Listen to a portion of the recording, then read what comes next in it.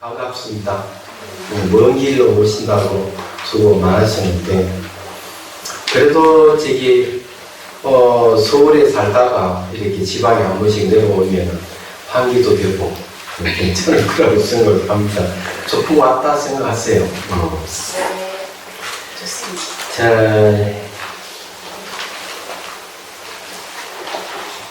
잘 만들었네요.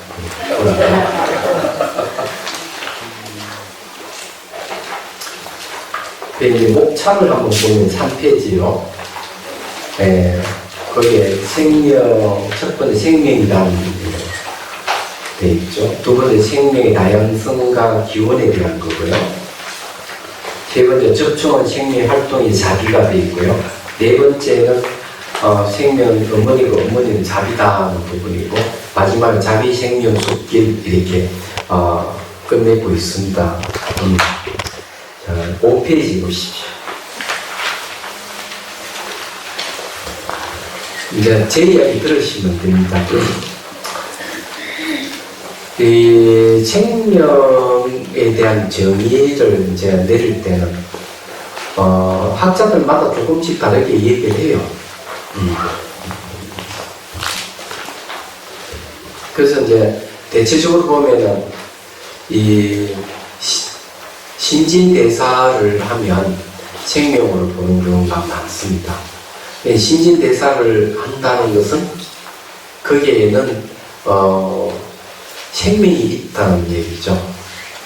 그 다음에 이제 또 한 가지를 이제 얘기를 하면은 사물을 인식하는 인지 능력이 있을 때 그것을 생명으로 정의를 내립니다. 여기 내용이 이제 그런 내용이거든요. 이 부모에게는 자식이 태어나고 할 때 그 DNA 정보가 이제 전달되지만 그 DNA 자체가 단백질로 이루어져 있어요. 다 아시다시피. 그렇기 때문에 이게 이제 생명이라는 게 물질을 이루어진 것 같이 이제 생각되지만, 이 사물을 인식하지 못한다면 그것 좀 문제가 있지 않을까, 저는 그렇게 생각해요. 그러면 인지작용을 갖고 있는 걸 생명이라 하는데, 이 논서에 아비달마 같은 데는 뭐라고 얘기하는가 하면 마음을 이렇게 정의를 내려요. 대상을 인식하는 것, 저것이 무엇이라고 아는 것이 마음이다, 이렇게 쉽게 말해가지고 생명의 기원은 마음이다, 이렇게 얘기를 할 수가 있습니다. 내용이 이제 그런 내용입니다. 자, 그럼 불교에서는 그러면 이걸 어떻게 얘기를 하고 있을까 하는 부분인데, 불교에서는 이 생명을 오온이라고 얘기하는데, 이 물질을 이제 몸하고 수상행식 이렇게 이 정신작용을 얘기해요. 이게 딱 얘기하면 5가지 집합체인데, 인간은 5개의 집합체로 이루어졌다는 거죠. 그 말은 뭔가 인간은 단일체가 아니라는 얘기입니다.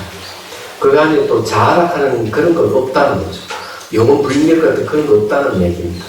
결합체이기 때문에. 그래서 이제 이 5을 딱 줄이면 2입니다. 몸과 마음. 그리고 이제 물질이 또 하나 더 있죠. 환경. 몸과 마음과 환경, 이 3가지가 결합된 게 오온이다. 다르게 보면 오온은 우주를 얘기합니다. 모든 존재는 오온에서 벗어나지 않는다, 이렇게 보는 거죠. 5개 집합체로 있었던 거죠. 얘기하던 거. 자, 그런데 이제 그렇게 되면 단일체가 아니고 이 복합체라면 반드시 생로병사를 겪게 돼 있어요. 그래서 이제 여러분들도 언젠가는 죽습니다. 설사 생명을 다시 기적을 이렇게 살려내도 물질로 이루어진 건 또 죽게 돼 있어요. 생기면 반드시 사라지게 돼 있어요. 생자 필매돼요. 그런데 죽어서 끝나버릴 것 같으면 생명이라고 얘기를 하기는 곤란하죠. 그래서 이제 간혹 얘기 들으면 사람 죽으면 아무것도 남지 않는다고 이렇게 얘기하는 사람이 있는데, 그럼 뭐 태어나는 거는 그것도 어떻게 그런 걸 설명할 것이냐 문제가 있어. 태어난 아이들, 죽으면 끝난 게 아니라는 것을 어떻게 알 수가 있느냐 하면, 5세 미만의 아이 중에는 전생을 기억하는 아이들이 있어요. 그 미국의 버클리 대학에서 그 프로젝트 중에 하나가 전 세계에 전생을 기억하는 아이들을 조사를 한 게 있습니다. 그래서 전생을 기억하는 아이들이, 그 전생을 기억하는 아이들에가 상하로 책이 나온 적이 있어요. 벌써 10년도 넘어졌지만은, 그래서 이게 여러분들 태어날 때 아마 기억을 잊어버려서 그런지 모르지만은, 이제 명상을 하고 수행을 하게 되면은 의식이 아주 창창해져 가지고 기억이 소실되지 않는 경지까지 가게 됩니다. 그러면은 사람이 딱 죽어가지고 다시 태어날 때 어머니 자궁으로 들어갈 때도 의식이 깨있고, 자궁 속에서도 머물 때도 의식이 깨있고, 태어날 때도 깨있으면은 성인이라고 얘기해요. 그 태어난 아기는 전생을 기억 다 하고 있는 거죠. 근데 이것도 이제 마음을 훈련시키면 가능하다는 겁니다. 근데 이제, 그렇게 또 얘기하죠. 뇌과학에서는 모든 정보를 대뇌피질에 입력하기 때문에 사람 죽으면 모든 정보가 다 소실되고 없어진다. 태어난 아기는, 전혀 그런 거 이제 백지 상태로 태어난다. 이렇게 얘기하는데, 그게 좀, 부정확하다는 거죠. 전생을 기억하는 아이들이 있다고 생각하면은, 그거는 완벽한 이론이 아니다는 걸 알 수가 있죠. 그럼 저보고, 제가 이런 이야기 하면, 스님은 그럼 전생을 기억하시는 분을 만난 적이 있느냐고 이렇게 물을 수 있겠죠. 저는 2사람이라 만났어요. 아니, 정확하게 3사람이라 하는 게 맞을 것 같아요. 이런 얘기 좀 하고 이제 이 본격적으로 이 생명에 대해서 논의를 한번 해보는 게 좋겠습니다. 왜냐하면은 이 제목이 어머니예요. 생명은 어머니라고 하는 것은, 어머니는 자식을, 생명을 낳을 뿐만 아니라 그 생명을 유지해 주도록 하는 거고, 그것이 계속 상속해 주게 하는 것이 어머니예요. 상속한다 하는 건 한 생에서 끝나는 게 아니라는 얘기죠. 그래서 이 붓다의 가르침은 생명은 순환직이다. 태어나고 죽고 태어나도 반복하는 것이라는 거죠. 그럼 이걸 명확하게 알려고 그러면은 어쩔 수 없이 전생, 현생, 후생을 얘기할 수밖에 없는 이야기입니다. 그래서 이제 전생 얘기를 하는 거죠. 제가 저기 92년도에 미얀마 가서 수행하러 갔었어. 그때 바로 옆방에 사시는 미얀마 스님이 계셨는데, 나이는 한 40대? 그런데 전생을 기억하는 스님이에요. 그러니까 전생과 그 전생 이생을 기억하는 스님이 됐어요. 그래, 현웅 스님이 이제 우리 그 스님하고 대화를 한번 하자. 현웅 스님이 이제 통역을 하고 대화를 나누는데, 일주일에 꼭 한두 번은 그 전생에 딸이 찾아와요. 나이가 많은 딸. 아버지라고. 그 스님처럼. 그래서 이제 물어봐서 왜 출가를 하셨느냐고 하니까, 전생은 그렇다고 하지만 그 전생에는 악업을 많이 지었어. 그것이 이제, 전생은 몰랐고, 이 생에 다시 와서 보니까 악업을 많이 지었기 때문에 내가 출가 수행을 할 수밖에 없다. 뭐 이렇게 얘기를 하는 거예요. 그런데 저는 그렇게 신비하게 듣기지도 않고 가슴에 와닿지를 않았어요, 그게. 그러다가 이제 돌아와서 93년도에 돌아와서 94년도에 청암사에서 강의 요청이 있었어요. 그런데 이제 강의 요청 있기 전에 몇 달 전에 할머니가 찾아왔었어요. 그 영천의 신령에 사시는 보리심이라는 할머니가 찾아와서 자기 손녀 딸에 대한 얘기를 하는 겁니다. 아니, 애가 6살쯤 됐는데 자기 또래 애들을 모아놓고 얘기 들어보니까 이 아이가 할 얘기는 아닌 것 같다는 생각이 들어서 애를 붙들어 물어보니까 6살 먹은 아이가 전생을 다 기억하고 있는 거예요. 그래 부모는 멀리 가 있고 할아버지가 할머니가 있고 손녀딸을 키웠어요. 그래서 그러니까 20세가 되는 해에 이 손녀딸이 이렇게 자기는 인생을 전생을 살아봤기 때문에 사실 인생 사는 것이 별로 그렇게 멋있진 않다는 거죠. 본인 이야기는. 근데 안 해본 게 하나 있는 거 해보겠다. 이게 뭐냐? 자기 출가를 하고 싶다. 자기는 애도 낳아보고 사업도 해보고 뭐 다 해봤다는 거죠. 그런데 이제 20세 되는 해에 출가를 해버렸죠. 이 보리시 할머니가 제가 송강사 살 때니까 와서 그 얘기를 하는 거죠. 그러느니 하고 말았어요. 그 청암사에서 김천 위에 가면 청암사가 있어요. 비구니 스님이 도량인데 거기 가서 이제 42장경하고 불유교경 강의를 해달라 해서 가서 강의를 하면서 윤회에 대한 얘기가 나와서 이 전생 얘기를 했어요. 그래 하고는 이제 돌아서 나오는데 웬 산민이가 쫄래쫄래 따라오길래 왜 스님 따라옵니까? 하니까 제가 보리심 할머니 손녀딸입니다. 이렇게 깜짝 놀란 거죠. 그래서 본인을 제가 만났으니까 저도 호기심이 생겨서 바로 물어봤어요.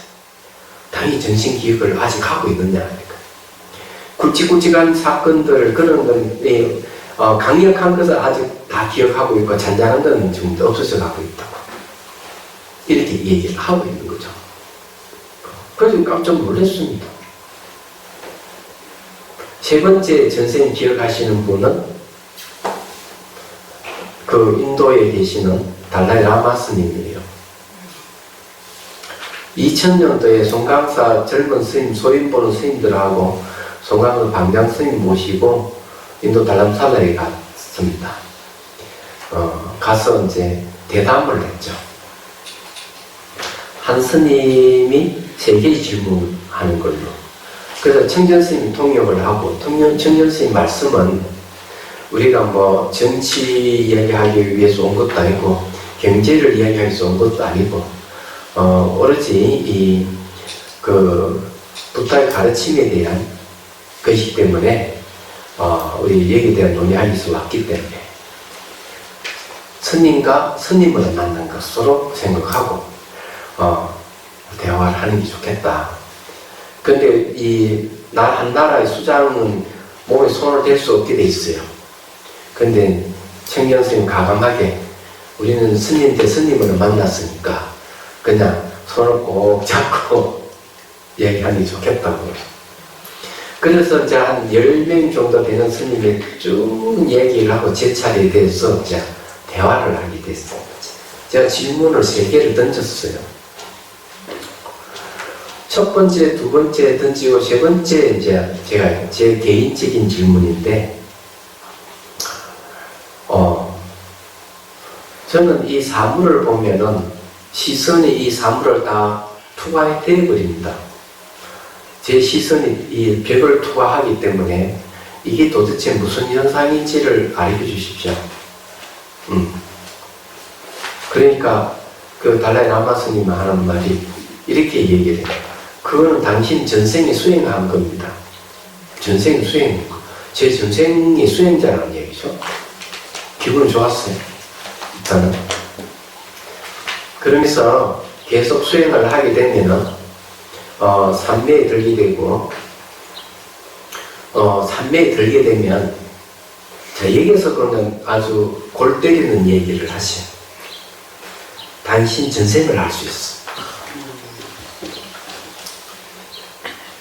그 깜짝 놀란 거죠. 제가 왜 놀란가 하면은, 거기에 가게 된 동기가 전생 때문에 갔거든요. 제가 송강사 살면서 학인 스님들이 한 100명씩 넘어가고 이러니까 노스님들 좋아했어요. 아이고, 지훈이가 그래, 저게 소위 맞고부터 이렇게 학인 선생님 많이 늘고 이러니까 참 좋다. 너는 원력으로 온 보살이야? 예, 원력으로 온 사람이야? 이렇게 얘기하는 거예요. 원력으로 온 사람. 원력 같으면 내 전생이 있을 건데, 내가 내 전생을 모르는데 무슨 원력일까? 의심이 들었어요. 그 청년 스님 이야기하니까 청년 스님이 나도 스님이 원력으로 온 사람으로 생각한다. 그러면서 그 달람살에 가면 전생 보는 스님도 있고, 네, 존자님도 한번 친견하고 한번 같이 이렇게 그렇게 촉발대에 가게 된 거죠.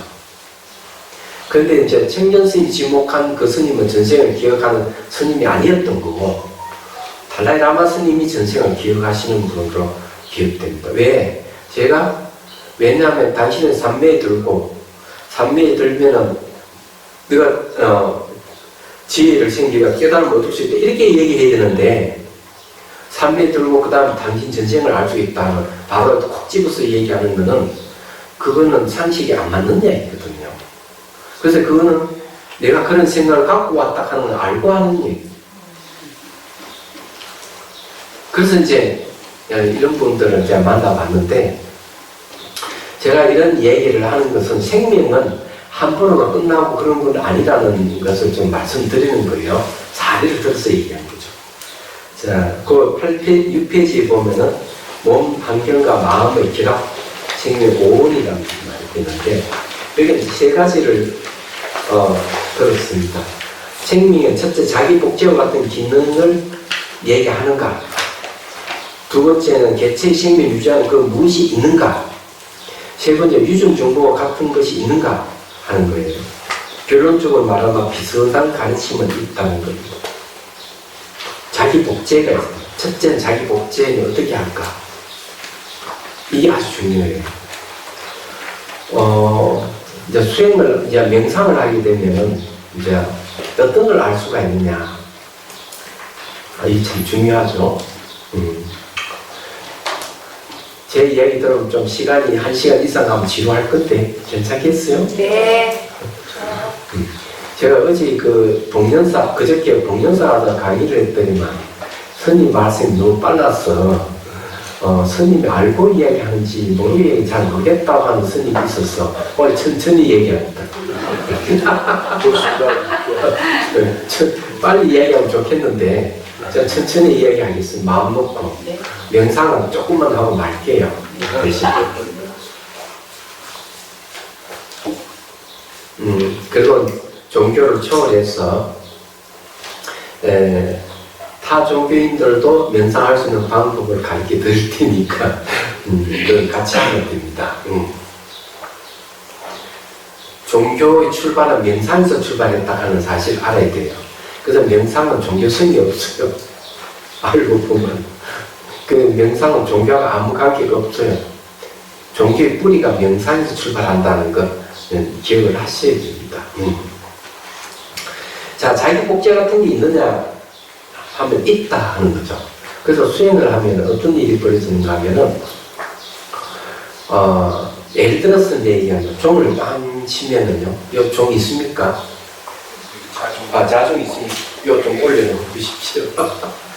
자, 이 종을 한번 치면서 설명을 해드리겠습니다. 왜냐하면 그냥 이야기하면 실감이 안 나니까요. 소리가 들리죠, 그죠? 우리는 소리가 점점 약해지는 것을 알 수가 있어요. 우리는 그런 것만 들어요. 그래서 사람들이 이 소리 때문에 칼부림도 납니다. 층간소음 때문에 막 소송이 걸리고, 잘 아시잖아요. 재판을 하고 이러는데, 어느 한 분은 그 문제를 해결했어요.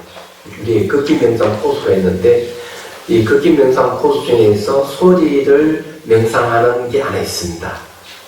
그걸 잠시 얘기하면 그런 거죠.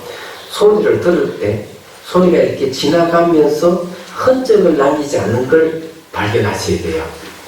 지나간 소리는 돌아오지 않았다 하는 확인하고, 미래에서는 오지 않아서 확인하고, 현재에서는 다 들어보면은 흔적을 안 남겨요. 흔적을 남기지 않는 자리에 딱 머물고 있으면은 이건 자꾸 연습을 한번 얻은 순간 머물고 있는 마음을 보게 됩니다. 바로 되지는 않죠. 머물고 있는 마음을 보게 되면은 그 마음과 딱 초점 맞추면 어떤 일이 벌어지느냐. 그때서야 생명의 실상을 하나 봅니다. 생명의 실상을 하나 본다는 뭔가. 이 머물고 있는 마음을 포착해서 그 마음의 초점을 딱 보면은 이 마음이 계속 소멸해요. 사라져요. 마음이 사라지는데 희한하게도 계속 마음은 존속해 가고 있는 거죠. 마음은 소멸하면서 존속해 가고 있다. 이게 무슨 말이겠습니까? 희한한 일이 현상이 생기는 거예요. 이런 걸 통해서 수행자는 첫 번째 뭘 알고 있는 거? 아, 나는 죽지 않는구나. 이놈 마음이 계속 사라지면서 마음이 존속하네. 그래서 이것을 아주 논리적으로 논수에서는 이렇게 설명합니다. 전찰나의 마음이, 그래, 지금 현재 마음이 전찰나 마음으로 싹 사라지면은 똑같은 마음이 후찰로 딱 생기는 거예요. 복제가 되는 거죠, 마음이. 이 복제라고 하는 게 맞을런지 모르겠죠. 또 이 생긴 마음이 또 전찰로 싹 사라지지만 또 후찰로 또 딱 생기는 거예요. 그래서 이것이 마음이 계속 생멸하면서 쫙 이어지는 겁니다. 그러면 과거에 갖고 있는 모든 정보도 마치 부모가 재산을 자식에게 상속하듯이 옮겨가는 거예요. 그래서 이것은 이 마음이라고 하는 생명이 움직이기 때문에 있을 이유가 아니에요. 그렇다고 옮겨가면서 소멸해서 없어지는 게 아니기 때문에 무가 아니에요. 상속하는 거죠. 생명은 유도 아니고 무도 아니다는 거죠. 그걸 발견하게 되는 거죠. 그래서 이제 첫 번째 이야기는 바로 그런 이야기입니다. 마치 무와 같은가 하면은 초저녁의 촛불과 한밤중의 촛불과 새벽녘의 촛불 같아요. 촛불의 모습은 똑같은데 떨어져 있죠. 심지도 떨어져 있고, 그래서 이 생명은 이런 식으로 상속해 간다. 비유를 들면. 그래서 이제, 마음은 물질이 아니에요. 이것도 알아요. 마음은 물질이 아닙니다. 그래서 모양도 없고 색깔이 없어요. 근데 이제 수행을 통해서 그 마음을 포착하게 되면 바로 그런 걸 알게 된다는 거죠. 이것이 뭔가 하면은 윤회의 훌륭한, 윤회를 증명한 훌륭한 논리입니다. 앞에는 사실적인 걸 근거해서 생명은 다시 태어나는구나. 전시는 기억을 통해서 얘기하지만 논리적으로 설명하면 이렇게 설명할 수가 있는 거예요. 자, 두 번째는 개체의 생명을 유지하는 것은 뭘까? 하는 거죠. 자, 여기 이제 해심일견 아타나식이라는 말이 있는데, 아타나식은 아리아식과 아리아식이 다른 개념인데요. 이건 설명하면 이런 이야기입니다. 그냥 읽으면 머리 아프니까요. 그냥 이야기를 할게요. 아리아라는 말은 이걸 저장하다 이런 뜻이 있어요. 아타나라 하는 생명을 유지하다 이런 뜻이 있습니다. 이름은 다르지만 내용은 같은 걸 얘기합니다. 경전에는 이렇게 얘기합니다. 아버지의 정액과 어머니 피가 만나서 아이가 생긴다.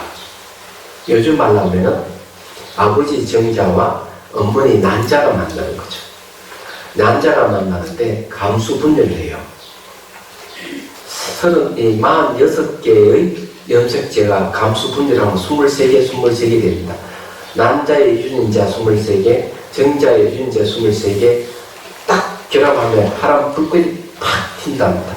만약 그거 알고 싶으면 인터넷에 검색하면 그 동영상을 볼 수 있어요.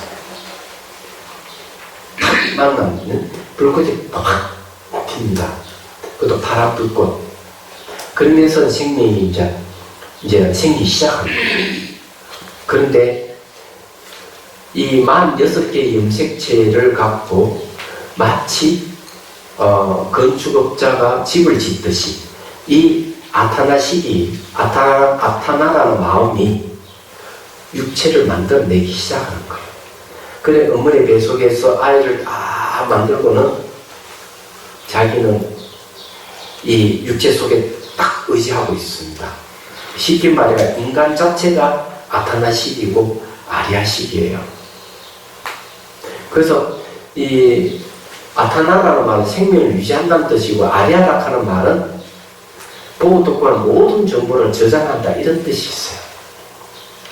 그 다음에 그 놀라운 사실은 보이고 들리는 이 세계도 이 아리아식이 만들어내는 겁니다. 그래서 온 우주 그대로가 아리아식이에요.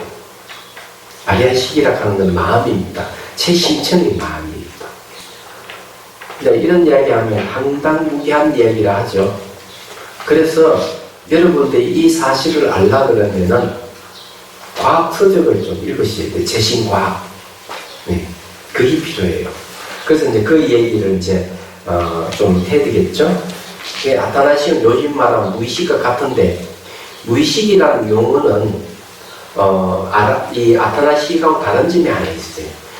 이 서양에서 말하는 무의식은 윤회 주체로서의 마음을 얘기를 안 해요. 윤회 주체가 없어요. 그렇지만 아타나식은 윤회 주체입니다. 생명이 순환하는 주체예요. 그게 다른 점이에요. 자, 셋째 이제 얘기를 하죠. 셋째는 유전 정보가 같은 것이 있느냐면 있다. 그거 갖다가 보고 듣고 하는 모든 정보는 마음이 저장이 돼요. 그걸 명은종자를 그립니다. 명은종자를 요즘 말하면 무슨 말이냐면 명칭과 은술로 이루어진 정보 이런 뜻이에요. 마치 컴퓨터는 뭘 근거로 만든 줄 아세요? 인간의 마음을 근거로 해서 만든 게 컴퓨터입니다. 컴퓨터 기본을 보면. 근데 컴퓨터 키보드 탁 치면은 모든 정보가 쏟아져 나오죠. 그림도 나오고, 다 나오잖아요. 마찬가지예요.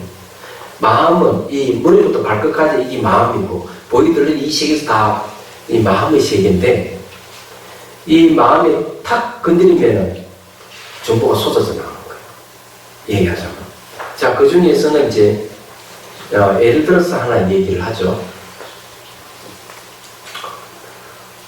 대전에 사시는 분인데, 이분은 평소에 이런 걸 부딪히는 걸 싫어해요. 사람이 이제 손대는 것도 싫어하고. 그러다가 수행을 하다가 명상을 하는데, 여기 자비손이라는 마음이 있습니다. 자비손을 싹 썼는데, 팔을 싹 지나가는데, 40년 전에 팔 부러진 사건이 딱 떠오르는 거예요. 그러고는 식은땀을 흘리면서 고함을 지렀어요. 왜? 그때 똑같이 재현이 됐기 때문에. 알고 보니까 팔 부러진 그 자리에 딱 지는 그 자극을 주니까 40년 전에 있었던 게 정보가 저장되어 있던 게 탁 튀어나온 거예요. 고함을 지르면 식음을 쫙 흘리다가 생각해보고 이 40년 내가 6살 때 팔을 부러뜨린 누가 탁 밀어가지고 엎어져 팔을 부러뜨렸는데 그 사건이었던 거죠. 그러면서 문제가 하나 해결됐죠. 왜 부딪힌 게 싫어하고 왜 그러는지 알게 된 거예요. 어떤 분은 손을 싹 담으니까 손가락 끝에서 미꾸라지가 막 수십 마리가 막 흘러나온 거야. 그 전화 왔어요. 순천에서. 손가락 끝에서 이게 미꾸라지 막 흘러나오는데 이게 뭡니까? 그래, 미꾸라지 잡아본 적이 있느냐? 없대요. 그렇지만 남편을 위해서 철마다 청탕을 해줬대. 그러니까 이게 손으로 미꾸라지로 이게 음식을 만들었기 때문에 그 정보가 이 손가락에 저장되어 있었던 거예요. 근데 이게 빠져나오는 거죠. 근데 심지어 보고 듣고 한 이 세계도 여러분의 마음이 저장된 정보가 튀어나와서 대상화돼서 나타난 것이라고 믿을 수 있을까? 못 믿겠죠? 얘기하자면. 제가 최근에 읽은 책 중에서 맛이란 무엇인가? 통섭, 공간이 마음을 만든다? 향기에 취한 과학자. 이런 책, 그 다음에 뇌과학의 다수 책을 보다 보니까 공통적으로 얘기하는 걸 하나 찾았어요. 그게 뭐냐면은 우리가 이 과학자든 물리학자든 이 세계는 모양도 없고 색깔도 없고 냄새도 맛이 없는 세계래요. 소리도 없는 세계래요. 그러면서 이 세계는 파장으로 이루어진 세계인데 이 파장이 이렇게 눈으로 딱 보면은 긴 파장은 빨간색, 짧은 파장은 파란색, 중간 파장은 녹색으로 인식한대요. 그것을 더하고 빼기 수많은 색깔을 인식하면서 모양도 같이 인식을 한대요. 그 다음 냄새는 향기에 취한 과학자 보니까 이 유럽에는 향수를 만드는 회사가 한 6개 있고 동양에 하나 있는데 수조 원이랍니다. 그 경제적 가치가. 근데 향기를 누가 만들까? 그 18세기 말부터 보면은 18세기만 하더라도 유럽 사람들 19세기 초까지 보면은 더럽게 짝이 없기 살았거든. 진짜 이 문명인이라 할 수 없을 정도로. 왜 그런가 하면은 그 목욕하면 죽는다, 일찍 죽는다고 목욕을 안 했어요. 루이 16세 같은 이는 막 공을 차고 운동하고 난 뒤에 땀을 쫙쫙 흘리면 냄새가 꼬리꼬리하게 나면은 옷을 벗으면 새 옷을 탁 가려요. 그리고 꼬리꼬리한 냄새는 건강을 표징이라는 그래가 향수 뿌리고 이랬다는 거예요. 그 정부가 조세핀인가 그런데 이 정부가 가장 싫어하는 게 뭔가 하면은 이 루이 16세 입에서 나는 그 입냄새를 견디기 힘들 때 그래서 향수. 근데 19세기 들어서면서 이제 변화가 시작되는데 미국의 그 호텔 문화가 들어서면서 이제 샤워 문화가 유럽으로 유입되는데 그게 없었다. 반면에 그렇게 목욕도 하지 않고 꼬리꼬리한 냄새를 풍기면서 살면서 발달한 게 향수야. 근데 향수는 누가 만들까? 놀랍게도 화학자가 만들어요. 분자의 진동수를 조작해가지고 결합해서 향수를 만들어내는 거죠. 근데 실제로 이제 그 향기에 취한 과학자 그 책에 보면 이렇게 나옵니다. 우리가 이게 냄새가 바깥에서 오는 게 아니고 이 파장이 코로 딱 오면은 코에서 분광기 역할을 해가지고 분자 진동수를 감지해서 발구락내라든지 장미향기라든지 냄새를 그리 인식한대요. 소리도 똑같아요. 파장이 길어오면 달팽이 간에서 분자의 진동수를 감지해서 전부 소리를 바꾼답니다. 그럼 여러분들이 보고 있는 이 세계는 내 안에 있는 정보가 투영돼서 마치 영화에 이렇게 상영하듯 투영돼서 착 나타난 세계예요. 사람들은 서로 비슷한 습관이 있기 때문에 비슷하게 보는데 동물은 또 다르게 봐요. 보이는 시가 다른 거예요. 얘기하자면. 여러분 과학을 공부해보면 알 수 있는 이 내용이 그런 내용들입니다. 자, 상금 갑니다. 그래서 이제 얘기를 하자면요. 보이고 들리는 이 세계와 자기 자신부터 모든 걸 아리아락하는 마음이에요. 이 마음이 이 생명입니다. 근데 이것이 이제 순환하는 거죠. 육체를 가져가지고 나중에 노화가 진행돼서 죽으면은 다시 부모의 자궁을 찾아서 들어가고 다시 태어나는 겁니다. 태어나는데 그걸 모든 정보는 아이를 이렇게 생명을 만들어낼 수 있는 정보는 이 아리아락하는 마음 속에 있는 수많은 정보, 상상할 수 있는 정보에서 나오는 것들이에요, 전부 다. 그래서 이제 그 8페이지 보면 생명 순환 생사윤회락하는 얘기가 나오죠. 자, 이 내용은 이제 간단하게 얘기를 하면 그런 거죠. 결국 마음 안에는 우리 일생 살았던 정보를 다 가지고 있고 죽으면은 다시 태어날 때 그 정보를 활용해서 거의 인연 있는 사람의 인연 다시 태어나는 거죠. 그래서 생명 순환하는 겁니다. 근데 사실은 불교에서는 이렇게 태어나고 죽고 태어나고 죽고 반복하는 것은 매우 괴로운 일이라고 얘기를 해요. 그 괴로움에서 완전히 벗어나기 나서 태어나고 죽고 하는 것을 자유자재로 할 수 있는 대자유를 얻는 방법을 제시한 게 명상이에요. 얘기하잖아.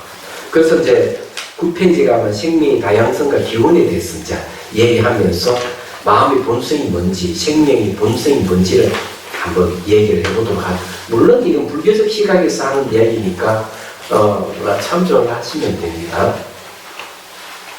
자, 생명의 다양성에 대한 얘기를 하면은, 자, 여러분 어때요? 사람이 죽으면은 다시 태어날 때 한 사람으로 태어날까요? 여러 사람으로 태어날까요? 많이 태어난다고 가정한다면 한 사람 아닙니다. 여러 사람으로 태어날 수도 있어요. 자, 사례를 들어서 얘기할게요. 티벳에는 그 림포체라고 해가지고 고성이 죽어서 다시 그 고성을 찾아요. 환생자를 찾는데 어떤 경우는 3명까지 찾아낸다 합니다. 그래서 실험해보면 다 똑같은 정신 기억을 다 갖고 있는 거죠. 근데 3명일 수도 있고 4명일 수도 있고 참 곤란하죠, 그죠? 그래. 그 노스님 인가 이야기라고 하는 책이 있는데 이 중국 오대산에 사는 노스님은 연세가 많으시고 한 3년 전인가 아마 입적하셨어요. 이분이 이제 강의되는 이야기인데 이런 얘기 나옵니다. 이분은 전생을 잘 기억을 하시는 스님 숙명통이 열려가지고 근데 이제 어떤 부인이 자기 아들을 데려왔어. 얘기합니다. 제 아이가 정신지체 장애인인데 이 아이가 왜 이렇게 됐는지 그 원인을 알고 싶습니다. 그러니까 스님이 이렇게 얘기합니다. 이 아이의 전생에는 너무나 사랑하는 두 여자가 있었대. 너무나 사랑하는 두 여자가 있어서 이 남자가, 이 아이 전생의 남자가 죽을 때 영혼이 둘러 딱 쪼개져가 반은 A라는 여자 쪽으로 가고 반은 B가 큰 여자 쪽으로 가고 쪼개져 버린 거야. 그래서 이게 정신이 온전치 못한 이유가 그렇게 생긴 것이다. 그런 얘기 있어요. 원효 스님은 돌아가실 때 여러 군데 돌아가셨어요. 입적하셨어요. 그래서 원효 스님은 분신을 하시는 거죠. 몸을 나투는 분신, 여러 개의 분신을 갖고 있었다고 보면 틀림없어요. 얘기하자면 이 분신이라고 하는 것은 이제 생명을 이렇게 둘도 되고 셋도 될 수 있다는 얘기예요. 서가모니 부처님은 그러면 분신이 몇 개인가 하면 1100억이라 됩니다. 1100억. 그걸 왜 1100억이냐 이렇게 경전에 보니까 그 이유를 알겠더라고요. 한 태양계가 작은 하늘인데 이것이 1000개 모이면 작은 하늘이 돼요. 태양계 하나가 1000개 모이면 작은 하늘. 작은 하늘이 1000개 모이면 중천이 되거든요. 중천이 1000개면 대천인데 한 수학적으로 계산하면 10억 개의 태양계가 한 그룹이 3000대천석이에요. 한 부처님이 교화할 수 있는 영역이 10억 개의 태양계라고요. 보면 됩니다. 그럼 몸이 몇 개나 돼요? 1100억으로 나눌 수밖에 없는 거예요. 지금 이제 과학자들이 안드로메다 성운에 조사를 해보니까 수천억 개의 태양계 그 안에 안드로메다 성운이 있다. 경전에서는 뭘 이야기하는가 하면 이 우주라고 하는 것은 무한이라고 얘기합니다. 한계가 없다고. 3000대천세가 무한이 많다. 그런데 놀랍게도 그 세계는 바로 우리는 육체 속에 갇혀있는 이 마음의 세계라는 거죠. 그건 좀 더 이제 심오한 이야기입니다. 자, 이 상속하는 마음 생명은 죽어서 끝나는 게 아니고 반복에 순환하는데 본질이 뭐냐면은 텅 비어 있어요. 콩같이 텅 비어 있어요. 마음은요. 물질이 아니기 때문에 그렇습니다. 모양도 없고 색깔도 없어요. 그래서 마음의 본성은 남자도 아니고 여자도 아니고 사람도 아니고 인간으로 결정되지 않다는 거죠. 동물로 결정되어 있지 않고 귀신으로 결정되어 있지도 않고 천신으로도 결정이 안 돼 있어요. 우리 마음은 무엇으로 결정이 안 됐어요. 여러분이 남녀의 모습을 갖고 있는 것은 전생에 자기가 원해서 그것이 좋았어 그런 생각을 했기 때문에 이 생에 와서 남자도 되고 여자도 될 뿐인데 마음의 본성 자체는 어떤 것도 결정이 안 돼 있어. 희한하게도.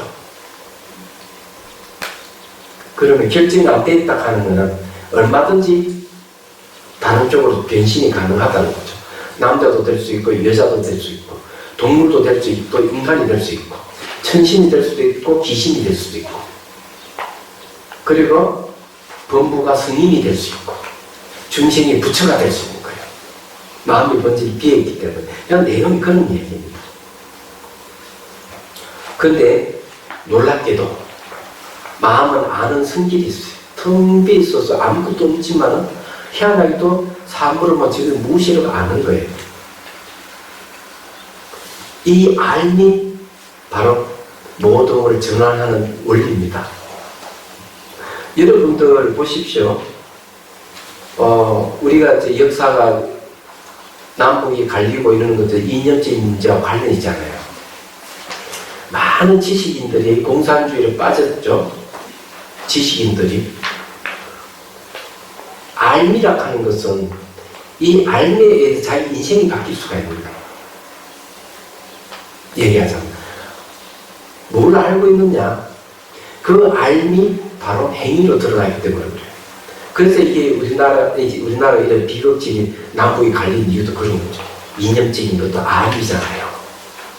여러분들 어떤 인식을 갖고 있느냐, 어떤 지식을 갖고 있느냐, 어떤 종교적인 신념을 갖고 있느냐, 교리를 갖고 있느냐에 따라서 자기 삶이 바뀌니까요. 그게 알미예요. 그런데 마음의 본성은 텅 비어 있으면서 자성강명의 빛입니다. 그 다음에 알미 있어요. 마음의 본성의 빛이라고 하니까 여러분들이 이 일을 잘 못 사시면은 명상을 하면 알게 됩니다. 어떻게? 수행을 좀 하면은 깜깜한 방에 가만히 있어도 눈앞이 환해요. 눈을 감아도 환해고 떠도 환해요. 사물을 아직 보는 단계는 아닌데 그러다가 선정을 얻게 돼 새끼 사선정 쪽 가면은 이 마음의 빛이 강력해가지고 이 어둠을 쫙 물어내고 사물을 볼 수 있게 됩니다. 인간은 원래 강음천이라는 이 천국에서 내려왔어요. 불교에서 천국은 28개나 됩니다. 이제 그 중에 강음천이라는 데서 빛으로 이렇게 도는 생명의 빛이었어요.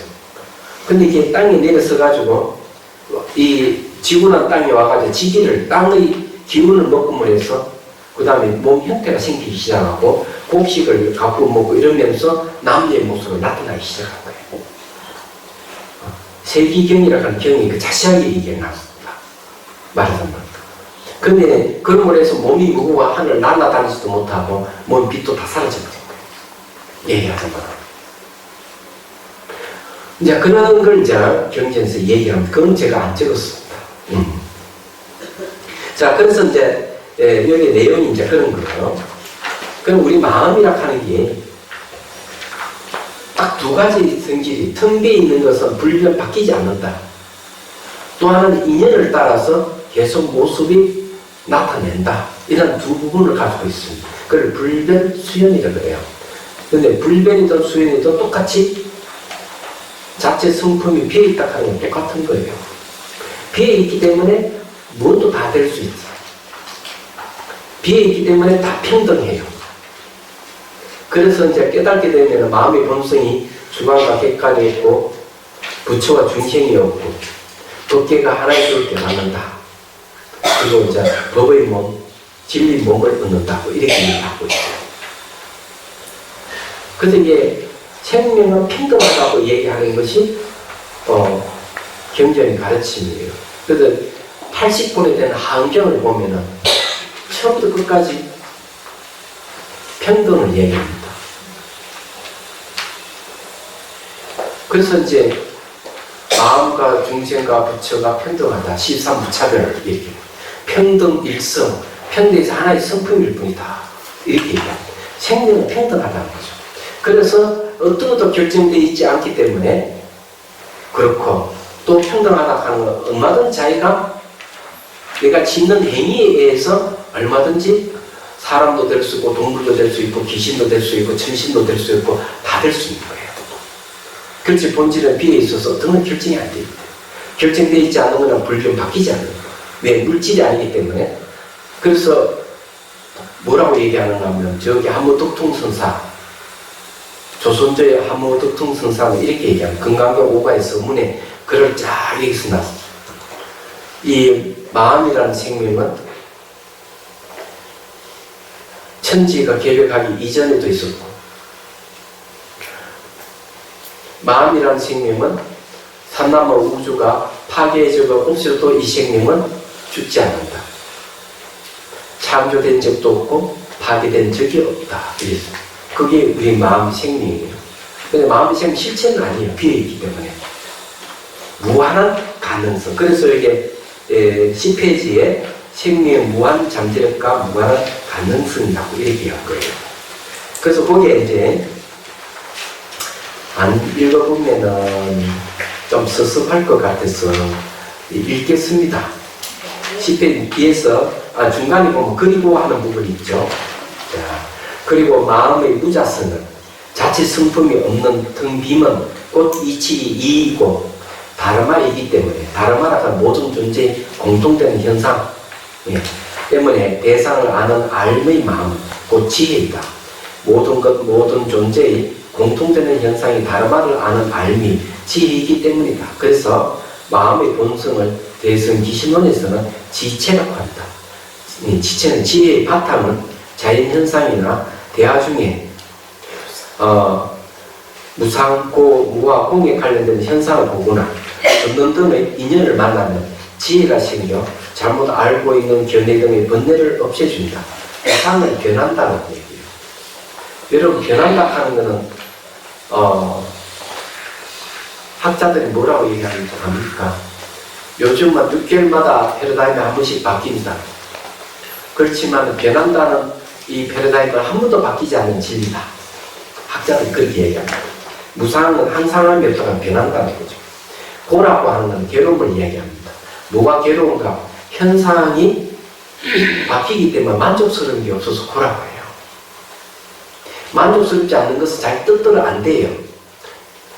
대통령도 여러분 대통령 되고 싶지만은 여러분 대통령 될 수 없는 이유를 아세요? 국민이 뽑아줘야 되잖아요. 그거 마찬가지로 자기 뜻대로 되는 일은 없어요. 대통령이 되려면 대통령이 될 만한 원인과 조건을 갖춰야 되는 거예요. 그래서 자기 뜻대로 될 수 없기 때문에 무하라고 주장 자아가 없다 이거죠. 공이라고 하는 것은 모든 존재의 본질 텅 비에 있다는 거예요. 이 집이 여러 가지 건축 자재로 이루어져 있죠. 건축 자재로 이루어져 있는 이것은 독립된 게 하나도 없잖아요. 독립된 게 없는 걸 공이라고 하는 겁니다. 아무것도 없는 것은 무라고 하는 거고 현상은 이때 현상에 내재하는 어떤 실체라든지 독립된 게 없다 하는 걸 공이라고 말습니다. 공하고 무하고는 다른 거예요. 자, 그래서 등의 인연을 만나면 지혜가 생겨 잘못 알고 있는 견해 등의 번뇌를 없애준다. 때문에 수행자의 본부가 성인이 될 수 있고 중생이 부처가 될 수 있다. 또한 번뇌를 없애주는 힘은 곧 열반에 이르는 길이 된다. 열반은 불사 죽지 않는다는 얘기예요. 그래서 이제 열반이라는 말은 뭔가 하면 불교 안에 종교가 3개가 있다 하는 사실 알아요? 불교 안에 종교가 3개나 돼요. 첫 번째 종교는 천인교. 열심히 남에게 위해서 봉사를 하고 선행을 하는 거죠. 그리고 도덕성을 가지게 되면 천당에 태어난다. 천계에 태어난다고 하죠. 28개 천계 중에 하나에 태어날 수가 있어요. 이건 천인교예요. 두 번째 종교를 소성교를 해요. 소성교는 뭔가 하면 천계에 태어나면 만년 2만년 오래 살지만 거기도 역시 시간과 공간의 제약을 받기 때문에 영원하지 않다고 얘기하죠. 그래서 시간과 공간을 완전히 벗어난 세계를 열반이라고 합니다. 그런데 생로병사가 없어요. 그걸 불사라고 번역을 하죠. 그래서 이걸 추구하는 일은 소승교라고 해요. 그 다음에 이제 세 번째 대승교가 있어요. 열반에 머물고 있으면 자기는 안락하고 좋죠. 그렇지만은 수많은 생명체들이 고통을 받고 죽고 하기 때문에 그걸 자기 열반에 들어있으면 안 되죠. 그 이기주의자들이잖아요. 그래서 열반에 머물지 않고 나와서 많은 생명체, 중생을 구제하는 가르침을 대승교라고 해요. 그리고 이 순차적이죠. 천인교에서 천인교라고 하는 하늘 천자 사람 인자는 하늘에 태어나거나 인간이 다시 태어나는 걸 천인교라고 해요. 그래서 천인교에서 열반을 추구하는 데서 그 다음에 일체 중생을 구제하는 쪽으로 이렇게 되어 있습니다. 근데 이건 열반의 이름이 길이 된다. 그러므로 마음에는 무한한 잠재력과 무한한 가능성을 갖추고 있다고 하는 것이다. 우리 마음 생명은 무한한 잠재력, 무한한 가능성이 있다. 텅 비어 있기 때문에 무한한 가능성. 뭐가 결정이 안 돼 있어서 그런 거죠. 결정이 안 돼 있기 때문에 무엇으로 다 될 수 있는 거예요. 자, 접촉은 생명 활동의 자리입니다. 자, 이게 이제 사실적인 얘기인데, 아직 1시간 안 됐습니다. 지루하죠, 그죠? 처음 들어보는 이야기이기도 하죠, 그죠? 인내심 좀 필요합니다. 여러분들 애기들 있잖아요, 애기들. 아이를 말이죠. 그 루마니아에서 실험을 했어요. 최초의 아이가 뱉어내는 언어를 발견하기 위해서 어떻게 된 줄 알아요? 다 죽었어요. 그 애기들. 애기들에게 그냥 눕혀놓고 우유병을 옆에 꽂아주고 그뿐이었어요. 결국 애기들 다 죽었는데 참 안타깝죠. 그런 실험도 있어요. 근데 생명은 참 묘해요. 테레사 수녀님 계시잖아요. 인도에 있었던 일인데 그 고안의 한 아이가 손발이 뒤틀려 있어. 손발이 뒤틀려 있는 아이를 가서 탁 안아주는 거죠. 탁 있었다 기적이 일어났어. 손발이 쫙 피진 거예요. 그 생명은 어디서 오는? 접촉에서 오는 거예요. 그래서 접촉은 생명의 활동이자 자비라고 하는 거예요. 여러분들 잘 알다시피 아이를 태어나면 내버려두면 안 돼요. 계속 이렇게 어머니가 들었다 놨다 쓰다무 주고 또 얼리고 달리고 하잖아요. 그렇게 해야 아이가 삽니다. 왜 그럴까? 아이는 어머니를 오감을 통해서 받아들여요. 눈으로, 코로, 냄새 맡으면서, 소리를 들으면서, 또 젖을 먹으면서 맛으로 촉감을 느끼면서. 근데 이 생명의 활동이 어떤 일이 벌어질까? 이 접촉이 아이의 뇌신경세포를 형성시켜 두 뇌를 형성시켜 주는 거예요, 그게. 그래서 이 접촉이 하게 되면 감각이 중추신경으로 타고 쭉 가가지고 머리 쪽으로 들어가서 뇌신경을 형성시켜 주는 거예요. 그럼 다시 이것이 어디로 다시 말초신경 다시 나오는 겁니다. 감각이 얼마나 중요한지 아시죠? 접촉이 없으면 일찍 죽습니다. 이게 여기서 이야기하는 내용이 그 이야기예요. 말하자면 미국에서 어떤 실험을 했는가 하면 이런 실험을 했어요. 당신을 사랑합니다 하는 말을 한마디 듣지 못한 부류 A 그룹과 한마디 이상 들었던 B 그룹 두 그룹으로 나눠서 연구를 했어요. 어떤 사람들 연구를 했는가 하면 심장 발표 그러니까 심장병을 앓을 수 있는 사람들. 그런데 이제 몇 년간 대타를 뽑고 조사를 하고 난 뒤 결론은 이런 거예요. 당신을 사랑합니다 하는 말을 듣지 못한 부류들은 심장병을 걸릴 확률이 거의 10배 가까이 높다는 거죠. 한마디라 들었던 부류는 그렇지 않다는 거죠. 다 남편들을 대상으로 한 거예요. 그래서 오늘부터 저희 분들은 집에 가서 빈말이라도 좋으니까 당신을 사랑합니다 이렇게 하십시오. 언어가 인간에게 엄청난 영향을 줍니다. 왜 그럴까? 이유가 있어요. 보고 듣던 모든 정보가 마음에 저장된 그 정보가 명문 종자를 있잖아요. 명칭과 은설로 이루어진 종자. 명칭과 은설은 언어잖아요. 이 말은 언어가 인간의 생명을 점령해버렸어요. 그 인간은 가장 민감하게 반응하는 언어예요.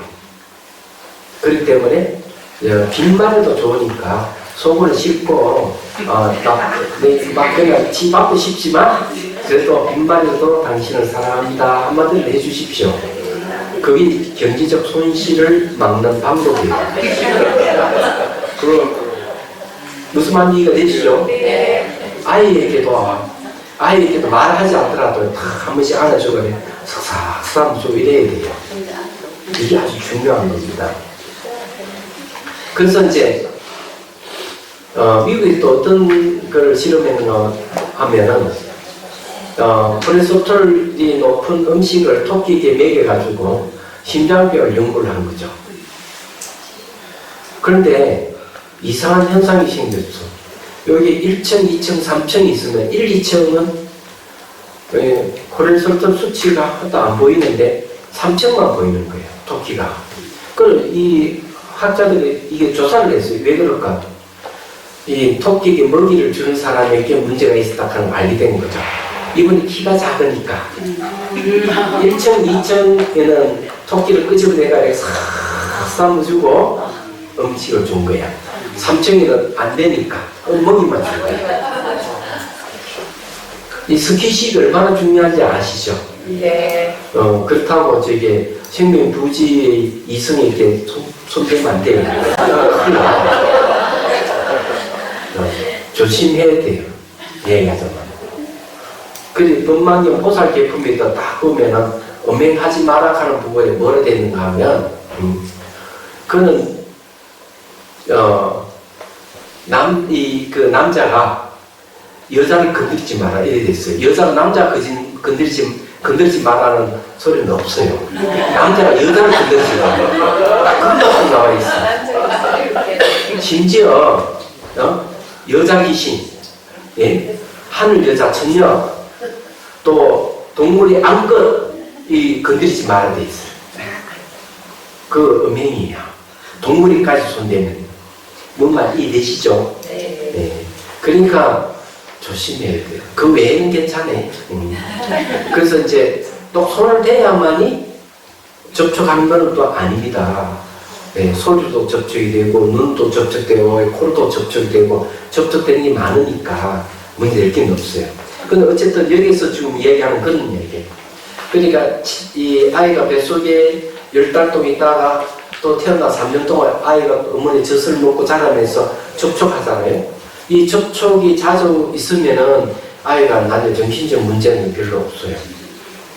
접촉이 적으면은 반항합니다. 내 어머니가 아니라고 생각하고, 예, 충성을 안 해요. 그때 가가지고 반기를 들어요.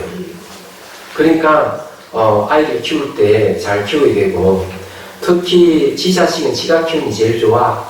할머니 손에 맡겨놓으면은, 할머니 따라가버려. 근데 어른들도 똑같아요. 어른들도 이게 시력이 약해지거나 청력이 약해지고 후각이 약해지면은 뭐가 오는 줄 알아요? 치게 보는 거예요. 그 접촉이 매우 중요한 겁니다. 그래서 이제 여러분들이 이제 접촉을 원하는 분은 자비 생명 숲길에 와서 자연과의 접촉을 하십시오. 아시죠? 네. 자, 그 다음에 12페이지 넘어 자비입니다. 자, 불교에서는 자비는 어떻게 얘기하고 있을까? 참 궁금하죠? 자는 사랑을 이야기하고, B는 연민을 얘기합니다. 분노하라라는 저자가 있어요. 스테판 에셀이라는 분이 있습니다. 이분은 이렇게 얘기를 합니다. 달라이 라마스니까 대담했어. 이분은 유엔 인권 선언문을 작성하신 분 중에 한 분을 알고 있어요. 프랑스 사람이죠. 나이가 많아서 이분도 몇 년 전에 돌아가셨어요. 그런데 대담에 이제 이렇게 얘기합니다. 이 시대에 가장 필요한 것은 고귀한 마음이 필요합니다. 유엔 인권 선언문에는 미래의 기술이 발전에 대한 것은 있지만 인간의 존엄성이라든지 인간 생명에 대한 얘기는 없다는 거죠. 그리고 자연 환경에 대한 얘기도 없고. 그런데 이렇게 얘기합니다. 지구에는 환경 오염으로 또 지구 온난화로 수많은 생명의 종이 식물의 종과 동물의 종들이 사라져가고 있다는 거죠. 그리고 전쟁과 테러로 얼룩져 있다는 거죠. 통계를 봐도요, 이 환경 오염에 의해 가지고 1년에 죽는 아이들이 60만 명이 넘습니다. 굉장하죠. 이 지구 온난화로 이제 때문에 이걸 규제를 제대로 안 지키고 이러면 앞으로 2050년쯤 되면 인류의 3분의 2는 죽을 것이라는 연구 결과가 나와 있습니다. 그런데 그건 그렇고 이 스테판 에셀이라는 분이 뭐라고 이야기하는가? 그런 일들이 전부 다 고귀한 마음이 없어서 생기는 것이다. 인간이 고귀한 마음을 회복한다면 이 문제는 해결할 것이다. 그런 거죠. 그래서 달라이 라마스님이 물었어요. 고귀한 마음이 뭡니까? 그러니까 연민심입니다. 자비할 때 비가 연민이에요. 그러니까 달라이 라마스님이 이렇게 얘기합니다. 연민심은 책임감이 따릅니다. 사랑은 이 불교에서는요, 수행의 핵심, 명상의 핵심을 어디에 두고 있는가? 연민심에 두고 있습니다. 자비 중에서 연민에다 더 무게감을 주죠. 그래서 사랑은 이런 겁니다. 친밀감을 갖고 상대를 잘 보호를 해주고, 그리고 베풀어서 상대를 기쁘게 해주는 게 사랑이라는 거죠. 그리고 항상 상대가 번영하기를 바라는 거, 이익되게 해주는 걸 사랑이다. 이렇게 합니다. 연민은 뭐라고 얘기하느냐? 상대가 슬프면 같이 슬퍼하고, 상대가 괴로우면 같이 괴로워하면서 그 사람이 괴로움에서 완전히 벗어나게 해주는 것이 연민이다. 그래서 사랑보다는 연민이 책임감이 따르게 돼 있어요. 그래, 그걸 붙여가지고 자비라고 해요. 그럼 자비를 실천하고 있을 때 기준이 있습니다. 자비 실천 기준이 있다니 말이 안 되죠. 자비를 베푸는 데 있어가지고 피곤해 하거나 싫어하는 마음이 있으면 그거는 자비를 실천하는 게 아니다. 하음경에서 딱 그렇게 따끔하게 얘기를 합니다. 여기 내용이 이제 보면은 그것이 그렇게 되어 있어요. 여러분 다 저게 남편이 연애 시절에 남편이 좋아서 결혼했고 아내가 좋아서 결혼했죠? 네. 다 곧 탐욕으로 결혼했어요. 탐욕은 사랑하고 비슷하지만은 사랑의 최대의 적은 탐욕이에요. 먼 적은 분노고요. 그래서 보면은 이 데이터 폭력도 뭔가 그런 거죠. 자기 영역에서 벗어났다 이러면 뚜루 패는 거죠. 너는 내 거, 내 영역에 있어, 넌 내 거 이러는 거죠. 그래서 여러분들이 사람의 표현을 어떤 용어를 쓰신지 아세요? 자기 이랍니다. 네? 아내가 남편 보고 자기, 남편은 아내 보고 자기 이래요. 그 말 무슨 말입니까? 너 내 거 이런 소리예요. 그럼 탐욕이지 사랑이 아니에요. 그래서 사랑과 연민은 바탕이 무소유입니다. 무소유. 탐욕과 분노는 소유에서 오는 거예요. 그래서 여러분들이 탐욕과 분노를 사랑과 연민으로 바꾸셔야 돼요. 그게 이제 바꾸려면 연습이 필요하죠. 그 연습이 명상이에요. 그래서 여기에 자비선 명상문이라고 되어 있는 겁니다. 자비가 들어가는 거죠. 자비 명상이라고 선자로 부르는 건 뭐냐면 여기서 말하는 명상은 좀 심오하기 때문에 자비선, 참선 선자가 들어가는 거예요. 그 말은 다른 데서 말 자비 명상이라든 자의 명상을 차별화하기 위해서 선자를 딱 집어넣었어요. 좀 금방지기 내용이에요. 그게 왜 금방진가 하면은 우리는 높고 너는 낮아 하는 그 관에 들어가 있어요. 이게 좀 그런 생각 안 해주기를 바랍니다. 그런 뜻은 없습니다. 자, 자비심에도 네 가지 수준이 있어요. 네 가지 수준 이게 뭘까? 그냥 간단하게 얘기할게요. 이제 시간도 지났기 때문에 중생연자비라는 게 있어요. 처음에는 중생이라는 건 생명이라는 뜻인데요. 어떤 생명이든 인연되는 생명을 다 도움을 준다고 해서 중생연자비예요. 그렇지 이 중생연자비에는 자기 감정이 있거나 자기가 친한 마음이 있을 때는 자기가 친한 동물이나 친한 사람을 좋아하고 그렇지 않으면 좀 멀리할 가능성이 있어요. 다른 사람이나 다른 동물 같은 경우. 그러니까 조금 편파적인 게 들어가 있어요. 중생연자비에는. 물론 똑같이 어떤 중생이든 다 자비심으로 대하죠. 그렇지만 여기에는 잘못하면 미혹에 빠질 수도 있어요. 그렇지만 그보다 수준 높은 게 법연자비예요. 법연자비라고 하는 것은 모든 중생들을 평등하게 본다는 뜻입니다. 법으로 본다는 거죠. 법에 하는 상호 의존 이런 뜻이 법입니다. 그래서 이제 자비의 이 법연자비에 대해서 이제 평등이라고 제가 얘기하자면 그런 거죠. 요즘 미투 운동도 아직 전개되고 있죠.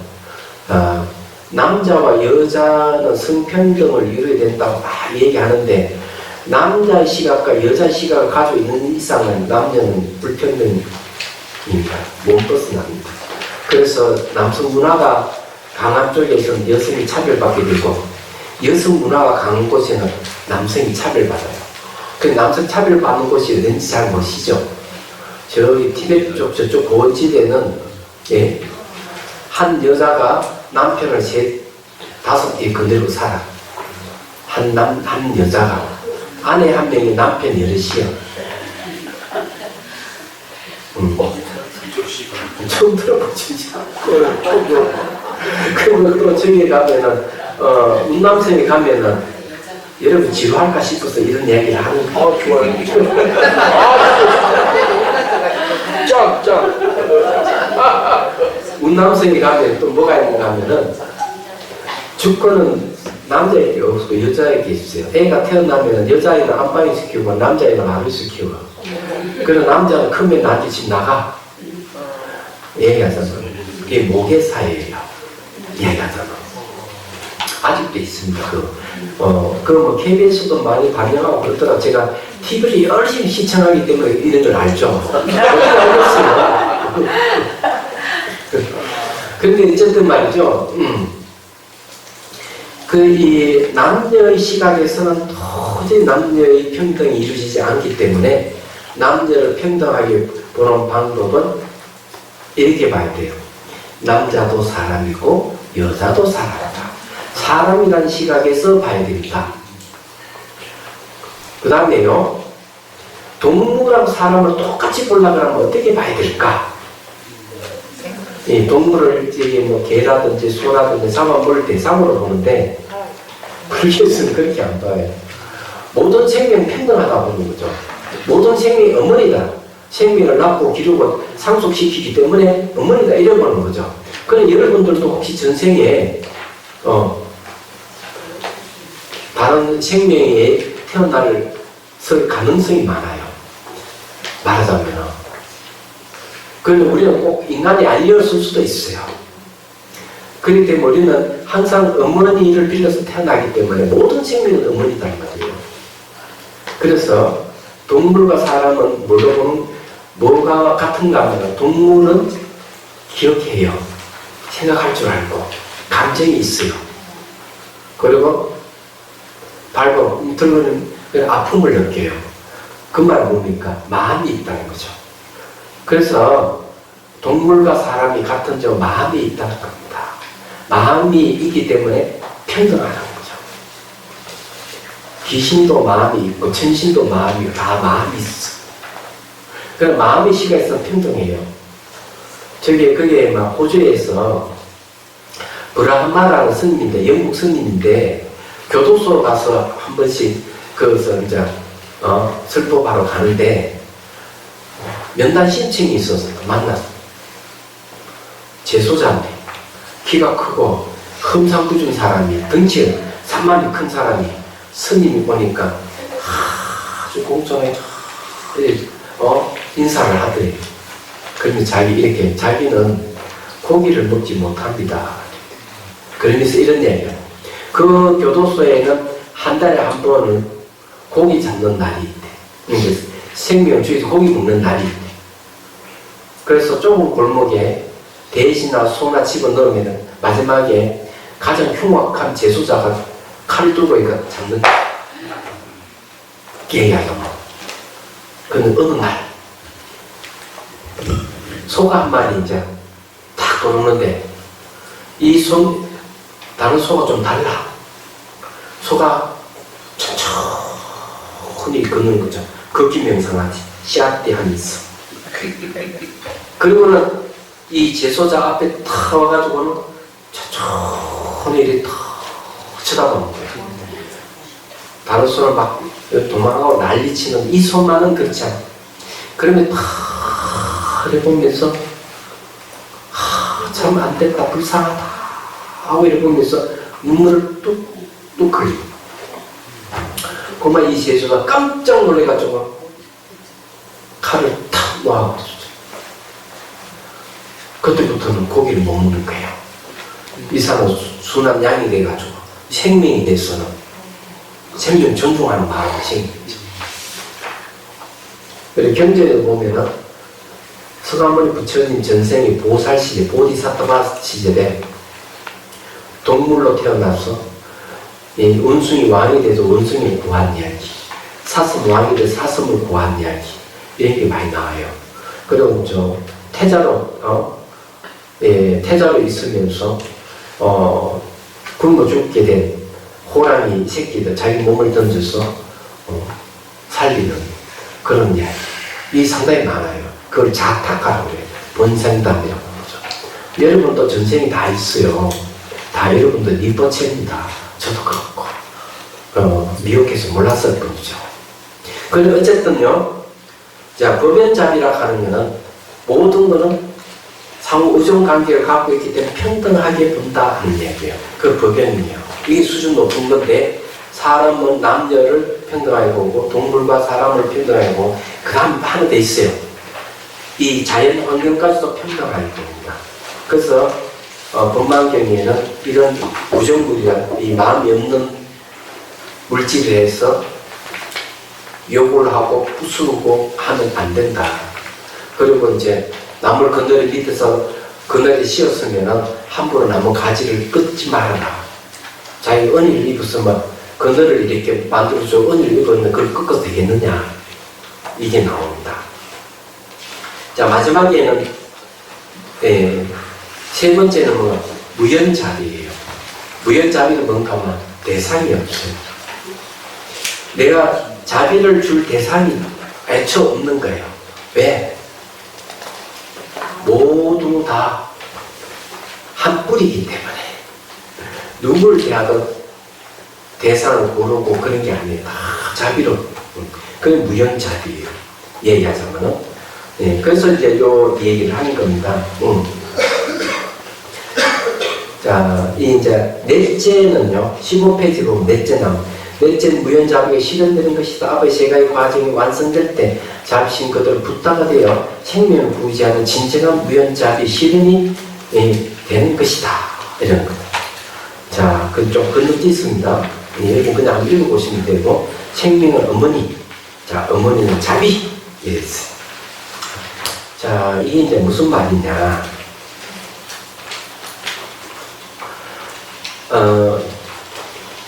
여기서 이제 얘기를 하고자 하는 거는요, 마음이 있는 생명은 누구나 다 붓다가 될 수가 있다. 마음이 있는 자는 다 부처가 될 수 있다. 이렇게. 그 부처가 될 수 있는 것을 부처의 성품이 있다 해서 불성이 있다. 이렇게 얘기합니다. 불성이란 말은 어디서 나오는가 하면 공성이란 말입니다. 텅 빈 마음에서 나온 거죠. 텅 빈이 등 비지 못한 번뇌를 없애고 부탈을 이루기 때문에 공성을 불성이라고 얘기하는 겁니다. 그런데 여러분들은 무한한 잠재력과 가능성을 가진 존재입니다. 그래서 여러분들은 언제든지 부타가 될 수가 있는 거예요. 얘기하자면. 그래서 이 열반경에 그 얘기를 하고 있습니다. 누구나 다 부처가 되어서 대자유를 얻고 고통에 빠져 있는 사람을 구제할 수가 있다. 이런 게 이제 얘기를 하는 겁니다. 이 사랑과 연민심은 그냥 안 생겨요. 보니까 요번에 보니까 또 아내가 남편을 89구의 남편을 그냥 죽였대. 그리고 또 4살 먹은 또 아들도 죽였대. 그건 죽인 나중에 확인해 봐야 되겠지만 참 무섭잖아요.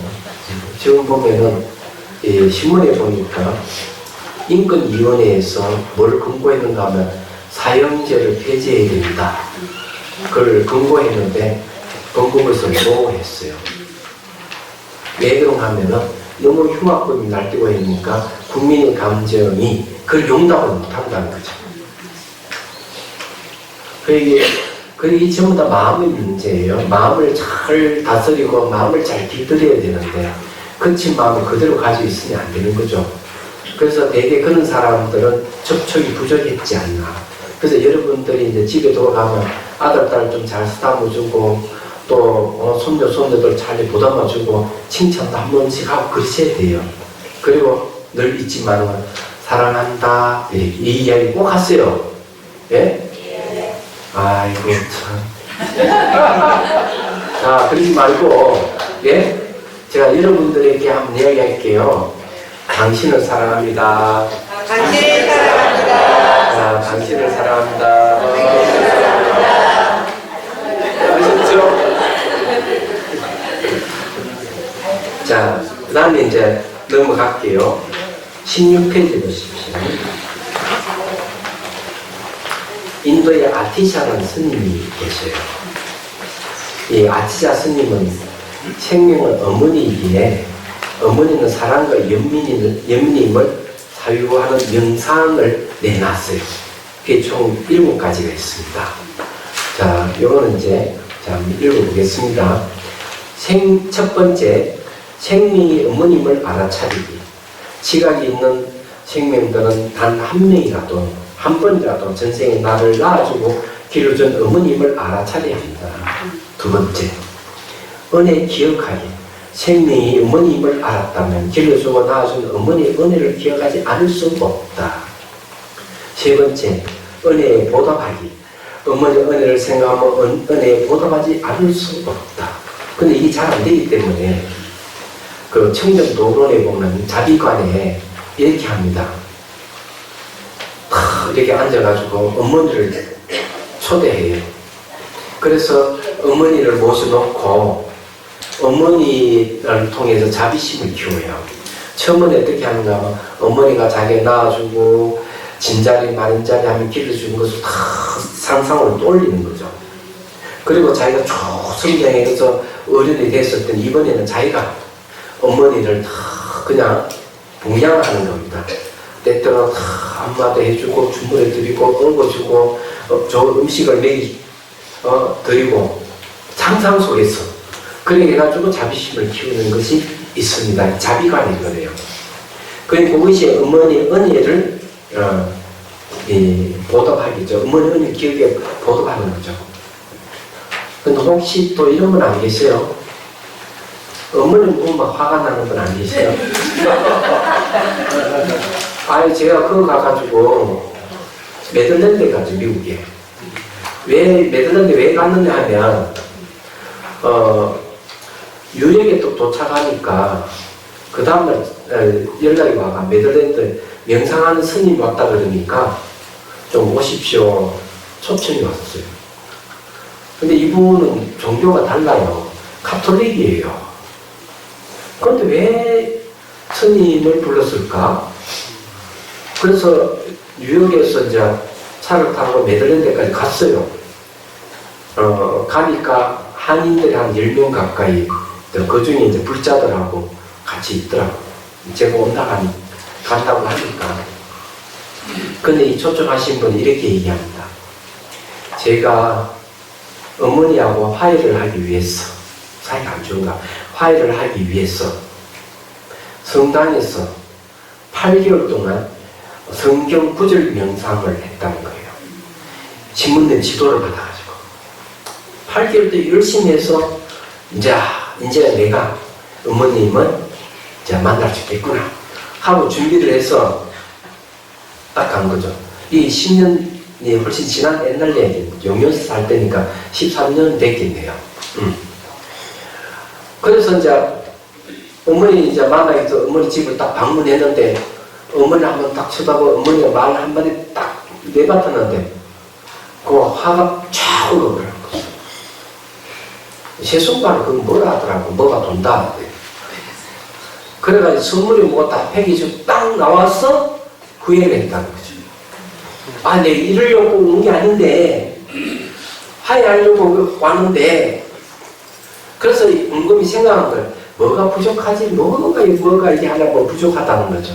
도저히 이게 채워지지 않는 뭐가 있었던 거예요. 그래서 저를 초대했다는 이야기입니다. 그래서 제가 가르치면 하나만 가르쳐 드렸어요. 하나만 부족하기 때문에. 왜냐하면은 성경 구절 명상에는 없는 거거든요. 그게 바로 샤띠 알아차림이라는 방법. 샤띠라 하는 알아차림이라 하는 것은 의식의 작용 중에 하나예요. 생각염입니다. 생각염을 샤띠라 그래요. 알아차림하는 방법을 알려줬습니다. 그래서 들 때 든다고, 놀 때 논다고, 마신다고 이런 걸 다 알아차림. 그러고 걸어간다 알아차리고, 서면 서는 줄 알고, 앉으면 앉은 줄 알고, 욕심 생긴 줄 알고, 욕심 사라진 줄 알고, 매 순간 일어난 현상을 적극 알아차리는 훈련을 해야 된다고 얘기해 줬죠. 그럼 이거 왜 이런 훈련을 해야 되는가 하면, 이게 훈련되면 이제 어머니 딱 만나러 갔을 때 어머니가 말 한마디 딱 하면은 그 말에서 반응하는 내 감정을 딱 볼 수가 있는 거죠. 알게 되는 거죠. 내 감정을 딱 알아차리면 감정이 딱 멈추거나 내려가요. 그러면 밖으로 나올 필요가 없는 거예요. 그게 없었거든, 그분은. 그럼 종교적 교리하고 아무 관계가 없는 겁니다. 이건 명상 기법 중에 하나예요. 그래서 밤새도록 그것을 훈련을 했습니다. 그러고는 이제 한국에 돌아와서도 간간히 이제 전화 오면 그것을 계속 코칭을 해줬죠. 그래서 이분이 이제 어머니 만날 수 있게 되겠다. 이제 제 감정이 올라오면 지켜볼 수 있으니까 되겠다 이런 거죠. 여러분들을 힘들게 하는 거는요, 상대의 비난하는 말이 아니에요. 상대의 비난하는 말에 반응하는 내 감정이 나를 힘들게 하는 거예요. 그래서 그 감정을 알아차리는 훈련을 하게 되면 여러분들은 스트레스가 훨씬 줄어든다 하는 사실을 알아야 됩니다. 그래서 그 방법을 알려주는 게 명상이에요. 말하자면 그런 겁니다. 달라이 라마 스님은 이런 방법을 가르쳐주더라고요. 누가 개새끼 하고 욕을 하면 뒤로 돌아버려요. 개꼬리가 있는 건 뭐 확인을. 일단 개꼬리가 없으면 개새끼 욕하는 게 화낼 필요가 없대. 왜? 내가 개가 아닌데 왜 화를 해요? 이 재밌는 이야기죠. 두 번째 방법은 이런 거죠. 화가 딱 나면은 이렇게 하래요. 화내는 자가 누군가? 화내는 자가 누구지? 하고 반문하래. 그것도 좋은 방법이에요. 티나칸 스님은 이런 방법을 써요. 화가 나면은 화난 걸 다 지켜버려요. 감자를 삶으려면 20분 지나면 먹을 수 있지, 그 전에 스스 못 먹는다네요. 화도 한 20분만 지켜보면 싹 내려간대. 근데 그 방법은 좀 참기 어려운 사람은 좀 힘들 것 같고, 달라이 라마 스님 방법이 조금 더 나은 것 같아요. 얘기하자면. 그런데 어쨌든요, 여기 은혜 보답하기 그가 얘기가 우단도 같습니다. 다시 돌아옵니다. 네 번째, 지각 있는 존재들을 향한 사랑의 마음 사유하기. 어머니 지각 있는 존재들의 은혜를 생각하면 지각 있는 존재들을 사랑하지 않을 수 없다. 어머니가 자신을 생각하듯이 중생을 향한 사랑의 마음입니다. 앞서 어머님을 알아차리는 은혜, 기억하기, 은혜 보답하기, 이 세 가지를 잘 하면 중생을 보호 돌봐주는 사랑의 마음이 저절로 일어난다. 다섯 번째, 큰 연민심 사유하기. 어머니가 다치거나 병이 들면 자식들이 어머니를 걱정하고 간호한다. 고통을 나누고 결혼을 벗어나게 하야겠다는 큰 연민을 일으키는, 늘 어머니가 다치거나 이러면 안 되죠. 어머니가 생명이고 어머니가 바로 자기 자식일 수 있고 자기 부모일 수도 있고 동물일 수도 있는 거죠. 그래서 큰 연민심을 내야 된다. 여섯 번째, 확고하게 결심하기. 사랑과 유민적 자비심을 일으키는 어려움을 많이 내는 것이다. 그래서 사랑과 연민심을 온 우주에 가득 차게 한다. 화가 나면 화가 온 우주에 가득 차잖아요. 화가 나면요. 여러분, 화나면 어떤 줄 알아요? 우선 화를 내면은 경제적인 도움은 되긴 돼요. 화 자주 내면 배가 안 아프거든요. 그렇지만은 결국 몸에 무리가 가서 병원에 가야 될 수도 있어요. 네, 대신에 사랑과 연민심을 가득 차게 해요.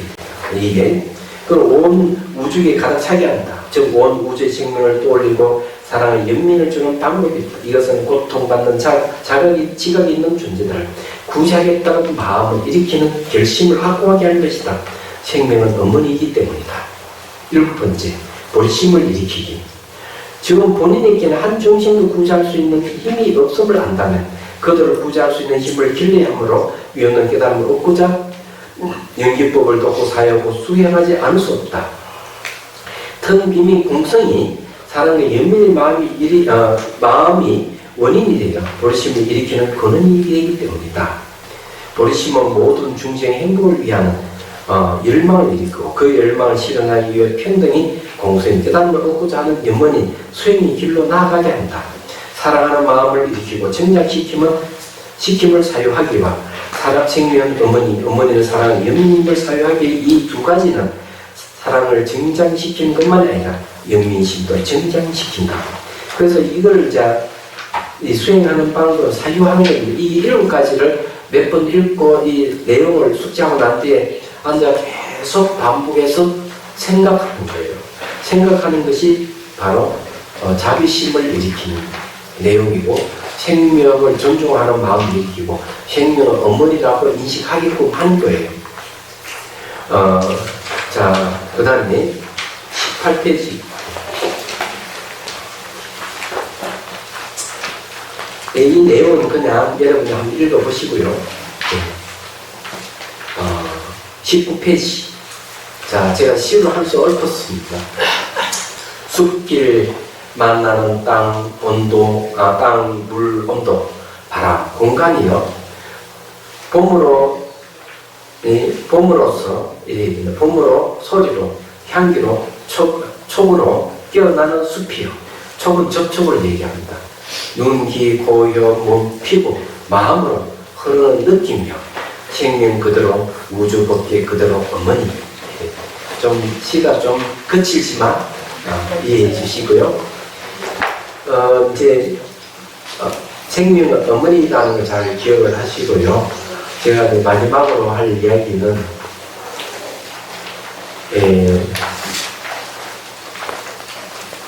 능가병에 보면 이렇게 이야기합니다. 부탁은 뭐라고 얘기하냐면 중생을 구제한다고 하면서 중생이 고기를 먹어서 되겠느냐. 요즘 학자는 이렇게 얘기합니다. 지구온난화는 화석연료가 14%, 고기를 먹음으로써 생기는 이산화탄소가 18%랍니다. 그 쉽게 말 자동차 한 대에 내뿜는 이산화탄소가 소 4마리하고 똑같다는 거죠. 인간이 소를 얼마나 많이 잡아먹는지 소, 돼지, 양, 말, 토끼, 오리 다 상상할 수 없어요. 벌써 이 닭만 하더라도 1년에 몇 마리 먹어치우면 약 7마리를 먹어치운다 합니다. 상상이 안 되죠.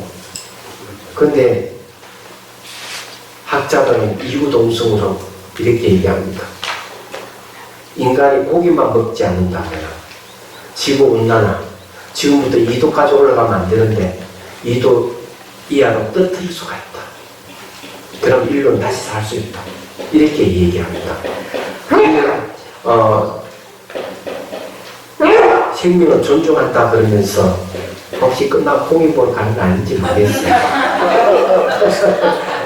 네, 좀 줄이십시오. 전 세계 우리나라에 암 환자가 가장 많답니다. 고기하고 밀접한 관계가 있어요. 그래서 고기를 좀 줄이시고, 또 고기를 되도록이면 안 먹도록 하면 더 좋겠죠. 단백질을 먹고 싶으면 콩 종류도 많아요. 아보카도도 단백질 아니? 그런 거 드시고, 부탁드립니다. 생명을 존중하는 방법 다 사는 길이에요. 네. 자, 이 쉬지도 않고 왔는데, 그러면은 명상을 하겠습니다.